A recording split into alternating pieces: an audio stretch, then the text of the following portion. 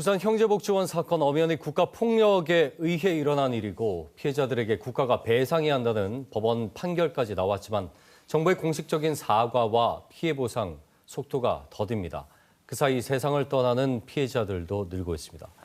형제복지원 사건의 피해자 생존자 모임인 한종선 대표와 함께 보다 깊은 얘기 좀 나눠보겠습니다. 예, 대표님 어서 오십시오. 네, 안녕하십니까. 자, 이 형제복지원 사건 관련해서 법원이 국가배상을 인정을 하는 판결이 나오고 있는데 관련한 재판들 지금 계속 진행이 되고 있잖아요. 네, 그렇습니다. 잠깐 정리를 해주시겠습니까? 지금 현재 그 형제복지원 사건 같은 경우에는 과거사위원회에 피해자들이 신청을 해서 위원회에서 이제 접수를 통한 사람들을 한해서 예. 결정을 하고 피해자로 인정된 사람들이 국가를 상대로 손해배상 청구를 하고 있는 상태입니다. 예. 보통 그 판결까지 기간이 얼마나 걸리던가요? 지금 건마다 다르겠지만. 다 건마다 다 다른데 예, 예. 지금 결과가 항소심까지 나오신 분들은 그 과거사위원회 법이 그 통과됐을 때 예. 소장을 내신 분들이고 지금 이제 뒤늦게 1심 이렇게 판결 나오시는 분들은 예. 과거사위원회에서 결정서를 받고 나서 소장을 내신 분들이 아. 이렇게 결정이 나오고 있는 거죠. 그렇군요. 제가 이 시간을 여쭤본 이유는 사실은 뒤에 얘기하겠지만 촉박하지 않습니까? 그렇죠. 보다 빨리 진행이 돼야 될 테고. 사건 피해자들이 국가를 상대로 한 손해배상 청구 소송 진행 중인데 피해 보상 규모를 두고 정부가 항소를 한 상태. 네. 이 항소심의 쟁점이 단순히 그 보상입니까? 어떻게 됩니까? 일단 그 국가 측 입장에서 하는 말은 예. 저희들이 굳이 이해가 되지 않는 부분이 상당수 있습니다. 거기 말 보태고 싶지도 않고 예. 그냥 국가 측에서는 형제복지원 사건의 피해 당사자들의 주장으로 치부하고 싶어하고 네. 거기에서 피해 배상금을 어떻게든 좀 축소하고 싶어하고 그리고 그 항소심 상고심으로 막 이렇게 예. 계속 진행하면서 시간 끌기를 해서 피해 당사자들이 이제 좀 고령이다 보니까 많이 예. 돌아가시는 분들이 있죠.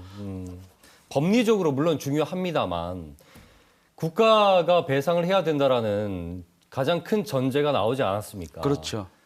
그런 상태에서 이런 항소심은 피해자 입장에서는 사실은 국가가 고의적인 지연을 시키고 있다 이런 생각도 드시는지 궁금합니다. 어떻게 받아들이고 계십니까?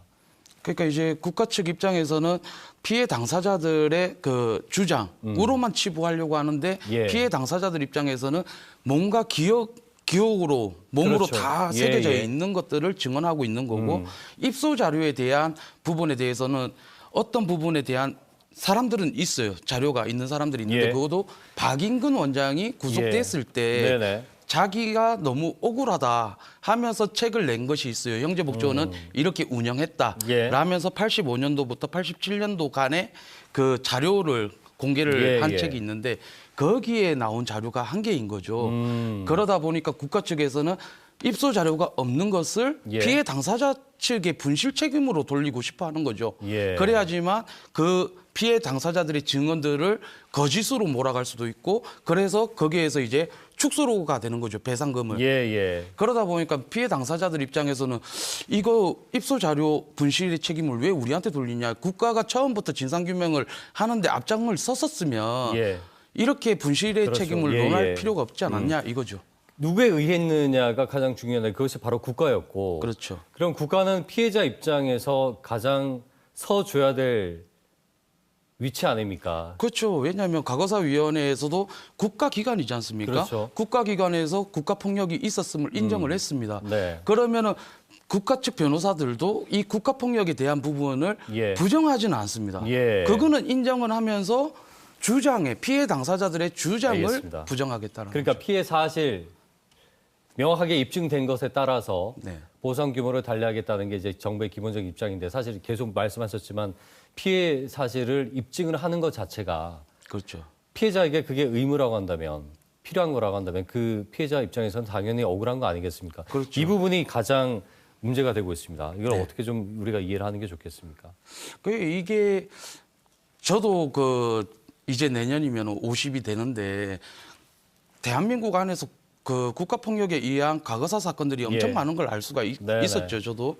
그런데 그 국가폭력에 대한 배상의 책임, 사과에 대한 책임은 국가가 지려고 하지를 않아요. 예. 그러다 보니까 대한민국은 미래를 나가 수 있음에도 불구하고 계속 국가폭력을 저지르는 거예요. 그리고 예. 덮어놓고 배상은 안 주려고 하고 이런 선진국은 없는 것 같습니다. 저는. 예.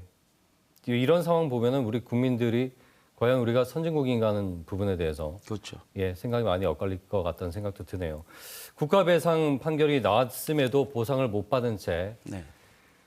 세상을 떠나신 분들이 있는데 9월에도 또 한 분이 돌아가셨잖아요. 네, 두 분이 돌아가셨습니다. 두 분이군요. 예, 예, 잠깐 그- 설명. 예.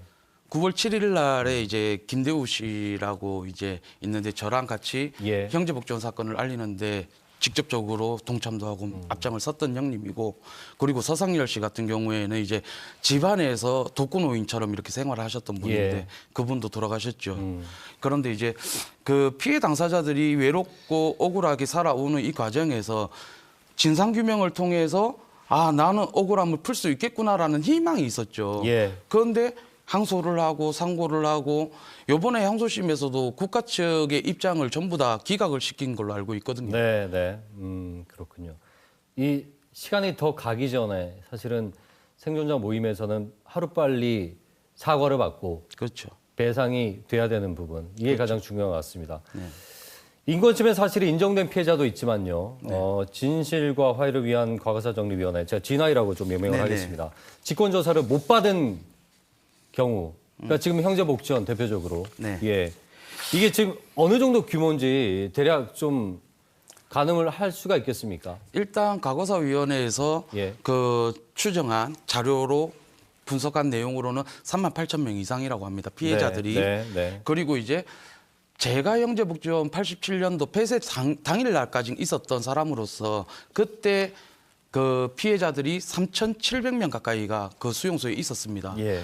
그런데 지금 진화위에 신청을 넣어서 결과가 나올 사람들이 다 합쳐봐야 750명도 안 된다라는 거죠. 예. 그러면 87년 기준으로만 하더라도 수천 명의 사람들이 아직 신청도 못 하고 있다는 사실. 예. 그런데 이제 제가 그 법이 통과되고 진화위에다가 접수 신청을 400여 명 가까이를 전국을 돌면서 넣었어요. 네, 네.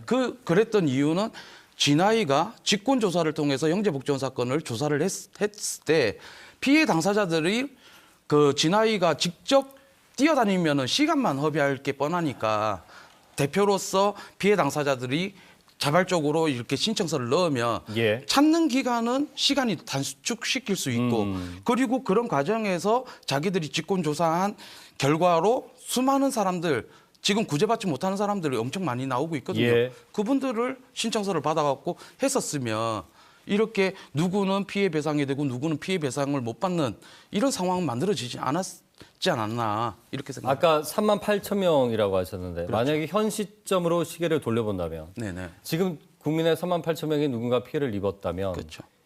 과연 이렇게 돌아갈까라는 그 이제 예. 이렇게까지 나올 수밖에 없었던 이유는 단 하나였죠. 그 당시에 감금시키는 과정에서 예. 이 사람이 잡혀간 거는 확실한데 가족들은 잡혀갔는지를 모르는 거죠. 그렇죠. 실종됐고 어느 날 갑자기 사라진 거니까. 네. 그게 설마 내 가족이 거기 들어갔겠나라고 의심을 안 하는 거죠. 예. 그런데 이제 피해 당사자들을 찾는 과정에서는 가족들한테 할 일 의무가 있는 거죠, 국가가. 그럼요. 그런데 국가는 그걸 안 하죠. 왜? 그걸 했다가는 피해 배상이 커지고 청구하는 사람들이 늘어남으로 인해서 그 결과를 자기들은 축소하고 싶은데 확대를 못 하겠다라는 거죠.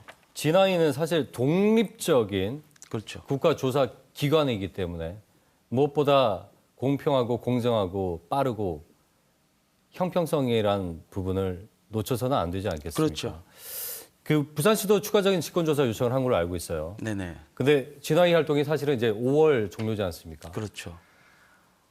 피해 사실을 인정받지 못한 분들은 그렇다면 도대체 앞으로 어떻게 해야 될 것인가? 그래서 예. 이제 주변에서 많은 분들의 도움이 필요합니다. 물론 방송에서도 마찬가지고 처음에 제가 2012년도 때 형제복지원 사건을 알리는 과정에서 법 통과시키기까지 10년이라는 시간이 걸렸습니다. 예. 그런데 이제 과거사위원회에서 미흡한 결과를 내놨지만 그래도 국가폭력임을 명시를 해놨기 때문에 예. 더 이상 이건 여야 쟁점으로 다툴 이유가 없다. 그래서 다시 조속하게 그 접수 신청 기한이 없는 상시적인 과거사위원회를 좀 만들어서 예. 그 피해 당사자들이 내가 피해자다라고 용기 내서 나오기까지 시간이 많이 걸리거든요. 네. 그런데 기간을 정해두게 되면 피해 당사자들은 움츠러들게 되겠죠. 그리고 기껏 자기가 살아온 이 과정에서 이제 안정을 찾고 있는데 다시 또 형제복지원 이야기로 내가 손가락질 받지 않을까 예. 하는 두려움을 좀 불식시켜주기 위해서라도 이런 법안들을 빨리 통과시켜 주셔야 그런 돼요. 법안이 안전한 법 장치가 마련이 돼야 그렇죠. 피해자들이 아무 걱정 없이 자기의 피해 사실을 좀 더 명확히 얘기할 수 있고 그렇죠. 입증할 수 있을 테고요. 예. 그리고 형제복지원 사건에서 보다시피 과거사 사건이긴 하지만은 제 나이가 이제 50 되는 거예요. 예. 엄청 젊은 나이죠.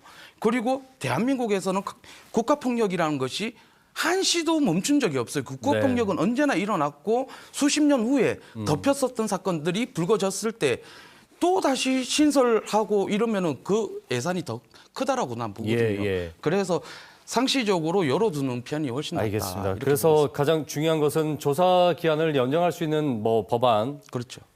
최소한인 것 같아요. 이거 지금 말씀 들어보니까 네. 그게 아니면 말씀하신 대로 상설 기구로 계속 둘 수 있는 그렇죠. 방법을 빨리 찾아내는 것이 가장 중요할 것 같네요. 네. 어려운 자리에 와주셔서 너무 고맙습니다. 네, 말씀 잘 들었습니다. 감사합니다. 감사합니다. 네.